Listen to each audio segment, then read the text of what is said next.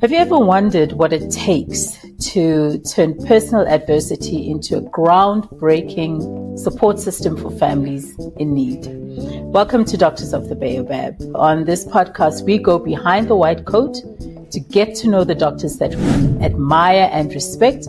So join us as we explore the stories behind the stethoscopes, uncovering the humanity behind the medical expertise. And welcome to today's exciting episode. Today we are honored to have Dr. Jess Daigle as our guest. Dr. Jess Daigle is a dedicated pediatric hospitalist, and she's also CEO of Mom and Me, LLC. She is driven by a lifelong passion for neonatology, which is shaped by her own challenging experience as a mother. And she is revolutionizing in-home and virtual care for term and premature babies. Through her concierge medical practice in the Atlanta area, she provides compassionate, personalized support that extends beyond the hospital, ensuring that neonatal ICU families receive comprehensive care that they need for their baby's growth and development. Join us as we dive into her inspiring journey and discover how she's making a lasting impact on countless lives. Welcome, Dr. Jess. Thank you. Thank you so much for having me. I love the whole thing that you said, even about what this podcast stands for. I think it's so important that we remember humanity, and is central to the work that I do, even recognizing our patients as human more than just the things that they present with. Thanks for that introduction. And I know we'll definitely get into your very human experience, which off the record, I also shared with you my own experience that kind of connected us, right? Yes. But I want to start at the beginning of your journey as Jess Daigle. Where were you born, and what in your childhood and upbringing shaped your approach to life and to medicine? So I am a native of Baton Rouge, Louisiana. So I love to say I'm Cajun, love good food, good spicy food. I grew up an only child of divorced parents. So very early on, I was, always intrigued and just kind of paying attention to behaviors, patterns. And I grew up more so with my mom and my stepdad, and then later in my high school years switched to staying with my dad and my stepmom. It was two very different experiences for sure. One of the foundational things of my childhood was, I accepted Christ at 6 years of age, and that was a really pivotal part of my journey, and my faith grounded me very early on as a child. And I grew up wanting to live a life of purpose and believing that God had a plan for me. And about the age of 10 is when I read this book by this family called The Long Dying of Baby Andrew. And it was a family, the Stinsons, that talked about having a micro-preemie. And for those who may not know, this baby's basically less than 28 weeks gestation. And their thought at the time, this was in the 70s, of their child and baby having the right, and them as parents having agency to decide not to proceed with any aggressive resuscitation measures, but that they understood their baby was young and small and should be able to die in peace, actually. But at that time, medicine was changing. Surfactant was coming out, and that's what helps the lungs breathe better. For those who may not know a lot about neonatology, but we all make it, and this what helps us not have distress when we're breathing. We can breathe easily in and out, and so preterm babies only start to make that right around the 28 weeks gestation. And so, we have started making it synthetically, which has revolutionized neonatology and has now allowed a lot of preemies to live longer.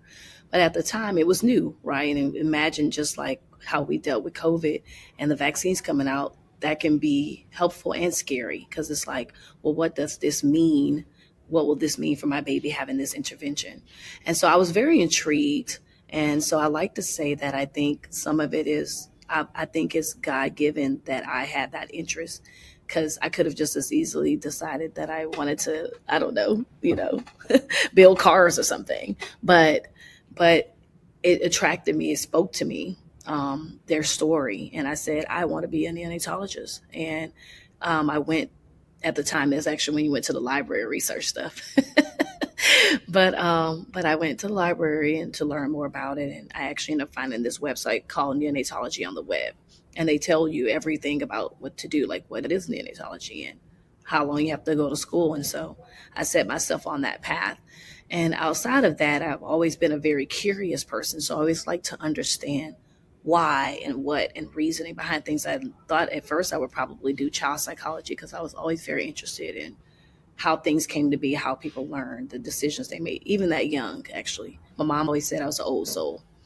So anyway, fast forward, I get into pediatrics residency, and my first year, I had a miscarriage, my first baby.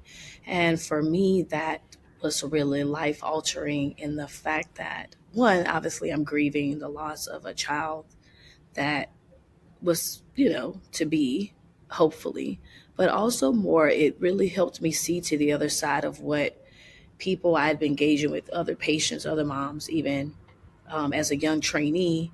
It shed light on their experience. Like, this is the emotional journey that they are enduring, the questions that they are asking themselves, the guilt around whatever decision they may have made, at that time. And for me, I dealt with the guilt of, I was supposed to be on bed rest. And, my OB was like, oh, you're having some changes.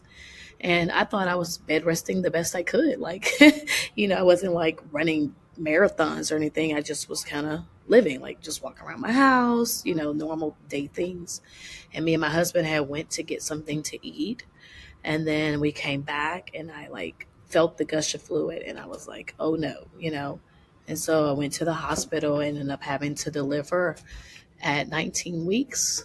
And so that for me really helped me to understand the other side of the thoughts and processes and feelings that families endure when they're going through this. And so even now as a hospitalist, when I look at a mom's chart and I see gravida 5, para 2, it's not just a number anymore.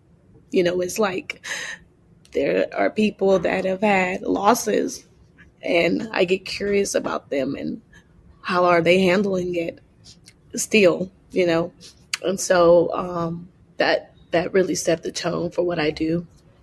And really, even now, my tears are not tears of sadness, but more of the importance and the weight of the things that people carry. And so I really like being sensitive to that.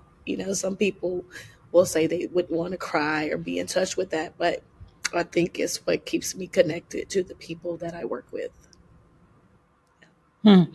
Thank you so much for sharing that very personal story and very emotional story. I can really feel the pain, but at the same time, knowing what I know with the work that you do now with other families, I know that it's driving you to help them. Would that be an accurate assessment of how you've turned this into helping other families and other women who've been through the same experience? Maybe you can tell us a little bit more about how you moved, because I'm assuming a lot of people might have just sat with that, experience. Yeah. And just kind of that's it. This is what has happened, and not really used it to spur them into helping other women. How did that happen for you, where you made the decision to move from this experience to saying, I can help other women who've been through the same thing? I think it all goes back to my foundation of faith and really believing that there's purpose to the things that we endure. Um, because I feel like on the alternative, it would just be so sad to just only be stuck in that narrative. I really think it's my faith is the foundation because again, like I said, I've always said I wanted to live a life of purpose, and that really is the foundational thing that drives me. Like every day when I wake up, like that's something that's consistent about me is I'm always thinking about what is it that I'm meant to be doing today? Who am I meant to encounter? Like I don't think anything is random. And so I just always moved like that. And then because I knew I wanted to help babies, I now, through my experiences, adding on right after that, having my own son prematurely, I realized now I'd actually been given a gift of understanding people more because when when it comes to being connected to someone in anything, we connect more when we feel there's a shared experience, a shared purpose, a shared anything, right? Like that's what makes anything work, is what drives anything in the organization. Your organization functions better when people are behind the same mission or vision or purpose. And so to be able to help the moms, the babies, I realized I really need to help the moms. And now I can because I understand it on more than just a medical level. I understand what it takes, like psychosocially and emotionally, um, to get to the other side where you don't feel held captive by the experience you've had. Because we all will be a victim to something in a sense, like something we all will have a cross to bear is what I like to say. And maybe even many crosses, but at least one main thing everybody you talk to can probably point to one event that shook them to their core or really altered or could alter the course of what they thought about themselves or their lives. And they had two choices, like that fork in the road, like I can go this way or I can go that way. And I'm often sometimes curious about when people go left or right. And I really think it's foundation on what you believe about your purpose and yourself. I think is what makes the difference, which way you decide to go. Like the kid who's raised up seeing abuse. Well, there's those that will do the same thing, and there will be those that say, I'm not repeating that behavior. And I think it has to do with what belief they've built about themselves and what they are meant to do. From pain to purpose. I love that. I love that transition and how you continue to let your spirituality also guide you. And speaking to you just from the beginning of this interview, it's very clear that you have a very special connection with patients. Are there any memorable patient interactions that have left a lasting impact on you? And how have those shaped your approach to patient care? I think one of the biggest things is I have so many. I've always been a person that's loved connecting with people. And I'm an only child, so that's very interesting to me. But I did a lot of babysitting when I was younger, so I've always loved kids, like even as a young person. And so, but one thing that I think cemented my um, more of a trust in what God has placed in me. One of my first years as an attending in 2016, 2017, 2017, I had a patient that it was a newborn baby that had this mass in his tummy. And I remember going to do the exam and thinking, well, that's odd. He's only like 2 days old. He shouldn't be like a pyloric stenosis baby. Like, not supposed to have like this olive. And I examined so many babies. So, I kept examining. I'm like, well, yeah, I certainly don't feel this in any other babies. And so I went home and I prayed about it. And I was like, Lord, I don't know what that is, but if it's still there tomorrow, I'm going to get an ultrasound. So I went to work the next day and it was still there. So I got an ultrasound and it turned out to be like these masses. And the radiologist was like, could be like hemangiomas, but cannot rule out, neuroblastoma. And I remember going to sit down with the family. And I've always been, when I was a trainee, I always was very observant of my own attendings and who I felt was a good model of talking with families, how they explained things, how they connected. I really paid attention and decided this is the behavior I think I should model, and don't think I should do that, and I tell the residents that now too, like, if we all, every moment is a learning opportunity, is whether to, you should keep doing that or certainly don't need to do that, Yeah. right? So either way, you're always learning. And so I sat down with the family. I always believe when you're going to deliver news, you sit down and you be direct but compassionate. And I had already told them what I had felt and what I was going to do. I'm very transparent with families. I believe that. One of the things I learned early is that I think in my own experience, one of my beliefs is that we all, like I said, we all have pain. And sometimes we don't want to be transparent with people because we don't want them to hurt. But hurt is inevitable sometimes. Is how you show up in the moment of hurt, right? Is how you show that you're there for them during that, because you can't change it, but you can still walk with them through the process in a compassionate and loving way.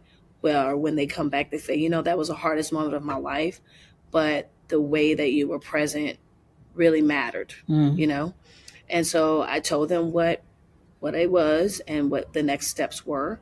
And I stayed connected with that family. I went and saw him. He got transferred to the local children's hospital where hematology and oncology was. And the hematologist called back and he was like, that's some really good physical exam skills. Like, he was like, these kinds of things sometimes go on, just like people just ignore it or just say, oh, it's probably nothing. And I say, well, I don't like unanswered questions. So if I have the power to do something to answer the question, I will. Yeah. And so, it wasn't like invasive. An ultrasound wouldn't hurt him, but it could help us know what to do. So I went and saw him in the hospital, and that family gave me a plaque and like the poem, and we stayed connected all throughout that time. And he ended up passing away, ended up dying about 4 years later. He fought a good battle, but we're still connected, me and that family. Like, I texted mom on his birthday and on the day he passed and just check in. And so it's those moments that I loved, and it's why I loved being a hospitalist, because I thought in primary care I couldn't create those moments because the rush is on you to see 60 people because insurance, and you got to make demands and pay people, and the business part of medicine. I never liked that when I was a resident, and I was like, in the hospital I can just exist and be. But then I started thinking, well, what if I could create a model of care where I spent the time with the families I desired? And that is how I came to learn about like providing concierge care, and initially fourth trimester care, but I transitioned it to providing like a NICU grad follow-up model, because I started to ask myself, well, how can I do what I want to do instead of saying that I couldn't? Absolutely, absolutely. In my culture, we call that Ubuntu, and hence Ubuntu Doctor Coaching, which really speaks to what you're saying, that shared connection because of a shared human experience, and that interconnectedness as well. I wanted to just talk about your purpose as well. When we started our conversation, you mentioned or when you started our conversation, you talked about how you decided to become a neonatologist to where you are now. How has your sense of purpose evolved from the time that you were a child, first understood about surfactant and neonatology, up to now? Has your purpose evolved? Yeah. And I just have one correction. So I'm not a full neonatologist. I'm a NICU hospitalist. Okay. So Okay. I'm a pediatrician that works in the NICU. That's okay. Got it. I did actually do a year of fellowship. And then resigned after to focus on my own preemie.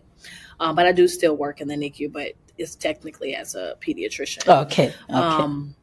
But that's okay. But to answer your question, it started out as just focus on taking care of the babies. So when I was younger, my drive was, I want to help the babies.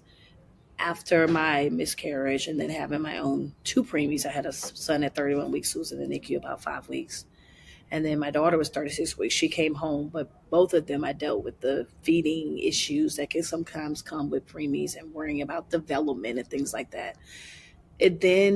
I then started to realize that the parents are often forgotten in the process, as especially from probably both sides. I think from the pediatrician side, we're so trained to focus on the baby. Yes, we do understand the family unit is part of it, but how many people really ask a family how they are dealing with something or processing something? I think it's only people who themselves have had to deal with something and recognize that there's that need, right? Kind of like me. Like I started out the same way. It's not that I never not cared about the parents, but it was always in the context of the child, not like who are these parents having, like these people who have become parents in this circumstance, how are they faring? So now it transitioned to me looking at the whole family unit, not just from the context of medicine, but the context of their psychosocial health, right? Like how has having a preemie or NICU baby altered their worldview, and giving them hope that they still can too, like me, find purpose in the trauma or the situation that happened if they choose to. And it's really about the power of choice. So my pivot really is still my who I am at the core hasn't changed. It's more like my awareness of of others in this circumstance has improved. And so I'm using that awareness to build on my curiosity and improve my humanism and really bring help full circle, because that's where mom and me came from. The well-being of the baby is connected to the mom, and not just the mom. I care about the dads too. Yes. It was just the literation of the mom and me was because that, and also the mom physically has the baby like that. But it really was about understanding we're doing the baby a disservice if we're not caring about the parents and what is happening for them. And at the Absolutely. time, the mom, Yeah. and so then that's how I initially was thinking fourth trimester care. I started out thinking fourth trimester, and then I was like feeling like, but I want to still work with my NICU population. How do I include them in this? And then I said, well, I can. I just can create a place for them. And so that's how I've transitioned. And I'm actually thinking of rebranding, keeping the mom and me like head as my LLC, but rebranding my like business name to like Tiny Steps MD, NICU grad care and family support, to so it speaks more to who I'm helping and in the way I'm helping them. Lovely. Very nice. So in your program, how do Yeah. you define success for yourself? For me, it is listening to the families, and that I'm always aware of what it is that they need, and is my program, the services, the resources I'm giving meeting that need.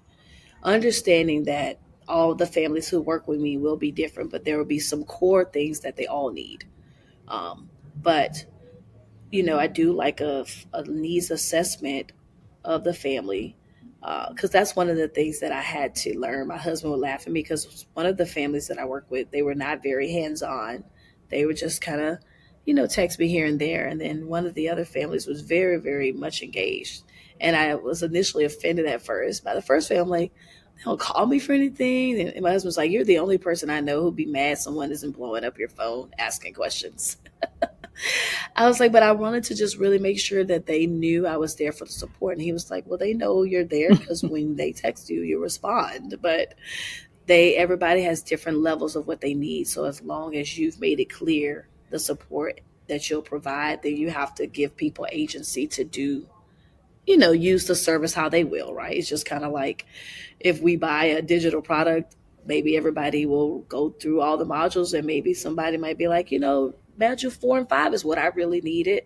Well, either way, you still had there you still had the offer there, and people have the right to decide how they want to engage. And so that was a lesson I had to learn, and not make it about me.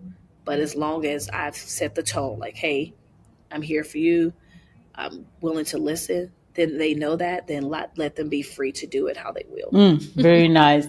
And speaking about the lessons that one has learned, what have you discovered about yourself? Or let me ask it this way.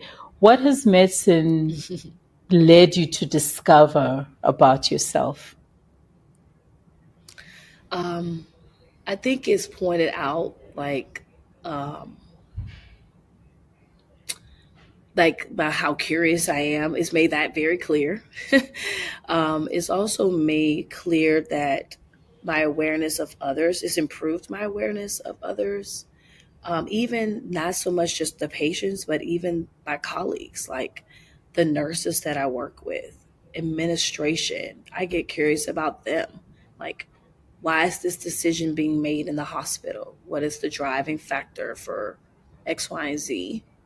Um, it's also made me realize that I have the power to pivot, that the skills and knowledge that I have are my own, and nobody can take that away from me. So I can decide how I can use that. Like when I was working salary for 2 weeks and I wanted to transition to do the model of the in-home care and virtual care, the company I was working with at first were like, yeah. And then they were like, no. And then my husband was like, well, you don't have to work for them. And I was like, that's true. But that was very scary at the time to break away from a consistent like model. It was my first job too. And I was like, and I actually liked the work. Like I liked the hospital. But I thought if I let this go, then it will forever be this model of controlling me in this way. And what I do know is that my brain and my time and the skills and my debt all belongs to me. So I am responsible for that. And so I left and started doing locums full time, which actually freed me up to focus on this. And now I have decided I only want to work 5 to 7, maybe 10 days a month, depending on what is going on. And that freedom to decide, that has been the most amazing thing, that I now even know that. And that is what I want to share with other people. And that is what I even tell moms, like any new moms I go to the delivery, they have the baby. That's part of my discharge talk when I'm sending them home. I talk about hey, this is safe sleep. This is the car seat. They need their vitamin D drops if you're breastfeeding. I'll do all the medical things. But I add in that psychosocial piece of, hey, this is you beginning this journey. You get to decide the kind of mom and person you want to be for this baby. And, setting boundaries. I talk with them about that briefly, but I do insert that seed. I try to plant that seed like, hey, this is your opportunity to figure it out, and that you are learning as you go. So giving them that reassurance that nobody had it figured out. Like even me as a doctor, like the only big difference of being a doctor and being a mom is I just knew what a sick kid looks like. Like I know, and I know what to do. Like I'm going to go take you X, Y, Z, but I still have the same fears. I don't still want it to be something devastating. I still don't like my kids getting sick. I think acceptance, the power of acceptance has been key. Like that serenity prayer, like accepting that some things are, like I told you at the beginning, process. Sometimes we judge ourselves for things. It's like when you're going into the hospital to have a baby and there's pain, do you think that you're weak because you have pain?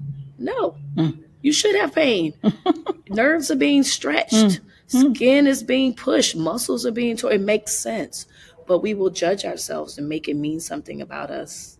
And I really try to dispel anything that is meant to make somebody feel guilty, um, I say no. Like, that's just part of it. It doesn't mean anything about you, right? This is just part of having a baby. But you can decide how you want to deal with that pain. You can say, I'm going to do breath work. You can say, I'm getting an epidural. And it doesn't mean that the person who got the epidural is weak and the person who didn't is strong. You're Yeah. different people. And so I really just really speak to that and try to press that um, when I'm talking with moms, because there's so much shame and comparisons, and I just said I want to know part of it.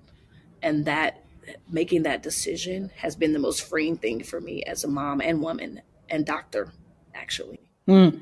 Such important work that you're doing, Dr. Jess, and very, very inspiring. Building on that, as you reflect back on your career and how you're engaging with your patients, your business, yourself as a mother, what legacy do you hope to leave behind? Legacy is so interesting you say that, because I think when I first started talking about it, you think about it in the traditional sense, like, oh, I want my kids to be able to have things and not be struggling when they leave. And, I think legacy can be in all the platforms, like emotional legacy, financial legacy, health legacy. I want for my family, for them, for my kids, more importantly, I want them to have emotional intelligence. I want to leave that behind, and them them knowing the power of their own voice and the power of the gifts that God has placed in them and their right to discover it. Financially, I would like to leave it where they know how to build and create things and make it where they don't have to struggle. And then for people out in the world, if I were to be dead and gone and someone were to say something, I would like them to be able to say, Dr. Daigle set an example for um, staying connected and tapping into our humanism and seeing people for more than what's external, and realizing that people are a combination of their exposure, their experiences, and their education, whatever that is. And that's how I approach people. Mm. Even now, like when I'm out here visiting my mother-in-law, and with my husband, and we were visiting, and we used to have a lot of conflict until I started to understand those things too. Like, everybody's coming from a point of view and a place. And I start to be curious about even her. Like, why would she say that? Or why does she believe that or think that? And it's allowed me to rein in my emotions in response to a lot of things. And that has been much more wonderful for our relationship. Even in my own marriage, those same skills actually. That's why I love coaching, because it has made me more aware of my own thoughts and feelings, and recognizing that other people are having thoughts and feelings too. For legacy, one of the things I would want people to be able to say about me is that I really showed others how to connect with other people and to be aware and practice more awareness, curiosity, and humanism. That's what I call it, like the true Lovely. ACH of life. But that's key, and that's what I think that is what is my strength as a doctor, and as a human, is what I use in my role as a mom, is what I use as a friend, as a daughter. Every relationship I have with anyone, I'm trying to be aware of them, curious about them, and remember that we're both human in in our interactions. And so extending that grace, and it doesn't mean that you put up with anything negative, or but even then, understanding that about someone then allows you the power to make a decision that you need to make, even if it's, I need to distance myself, or I need to create space here, or I need to, but at least I'm doing it from an emotionally intelligent place and not so reactive anymore. And that's one thing I've loved about the growth I feel like I've experienced over the last few years. Thank you so much for that information, which we'll definitely put in the show notes as well, so that people can reach out to you through your social media handles. And I know definitely you're very active on your social media handles, so they'll definitely find somebody who's responsive and able to assist them. So, as is the tradition now of this podcast, I always give the last few minutes to my guest. Any thoughts that you want to share? Anybody that you want to inspire or to motivate? Or the last word I will give to you, Dr. Jess. Yeah.